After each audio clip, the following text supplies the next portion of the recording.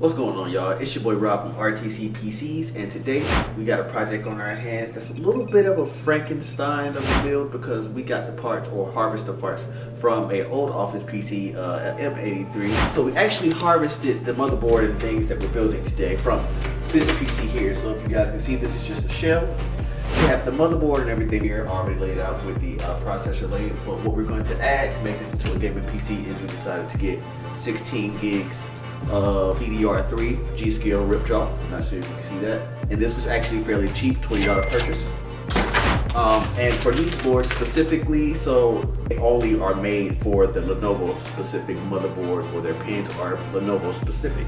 So we'll have to get an adapter to turn their 16 pins into the 24 pins to go and be compatible with our PSU or our power supplies. So far we're at 35 bucks. And then of course we have our cooler here, which came with the Lenovo motherboard, so frisky. Other than that, guys, you guys stay tuned because we're gonna get to the building and montage time. So. Alright guys, first thing we're going to do is grab our 91% alcohol, rub down our fan, our processor, and then make sure we get a good glob of that thermal paste onto that processor. We're going to install our stock cooler here. And you know what, while we're at it, we're going to go ahead and plug it in just for good measure. On to the next step, we're going to go ahead and install our sticks of RAM. First one goes in pretty easy, and the second one as well. Next, we're going to move on to moving into our case, and we're going to take the IO shield that we got from that M83 and put it into our case because actually it was easily able to do so. As you guys can see, it was easily able to put into the case as well because of the fact the standoffs that came with this case are already compatible with the motherboard. Now that we have the motherboard inside of the case, it's time to go ahead and install the PSU. And this case actually makes installing the PSU a lot easier. As you can see, it has like this little tray that you can install onto your PSU and slide it easily into your case. And lastly, we're going to add it to our GPU. As you guys can see, it was an easy install, but now we're going to get to the next step. Alright y'all, so it's the moment of truth. We finally got everything hooked up. We got the RAM hooked up, fans. But now it's time to see if we can get a post. Let's make sure this is cut on back here.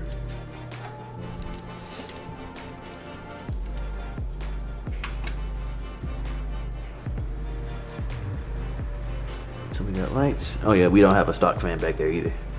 We did get a little post there. Oh snap. Oh yes sir, guys. We got a fresh install of Windows. Alright guys, first game we decided to test was GTA 5, and as you can see in the story mode, the GPU and CPU is being 100% utilized.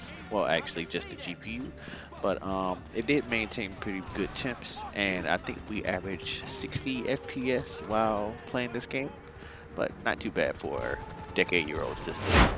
The next thing we decided to test was FiveM, just because I know that RP is something that everybody is playing nowadays.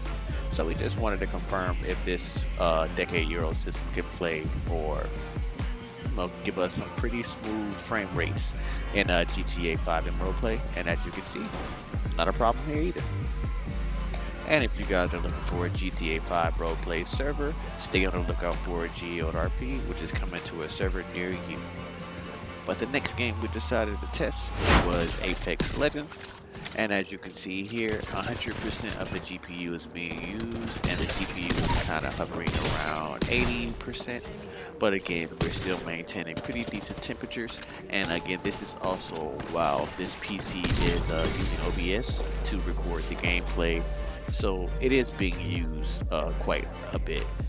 But nevertheless, we're still getting 75 FPS out of this gameplay, and like I stated, I didn't have a bad gameplay or anything like that, and again, this is all the low graphical settings. So for a decade-year-old system, you can't beat this gameplay. But lastly, the next game we decided to test was Modern Warfare 3. Now, this game kind of put this PC through a massive test. As you can see, the GPU and CPU are staying around that 95 percentile of being utilized. and we're only able to average around 36, 35 FPS, and as you can see, that caused me to play like a bot and I died. But overall, can't beat it. Free Office PC upgraded into a gaming PC, so for less than $100, I mean, you can't beat that. But overall, guys, this is a M83 turned into a gaming PC.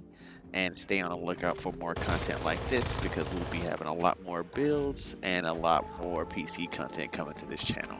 So if you're new, feel free to like, share, and subscribe, and stay tuned for more content. RTC out.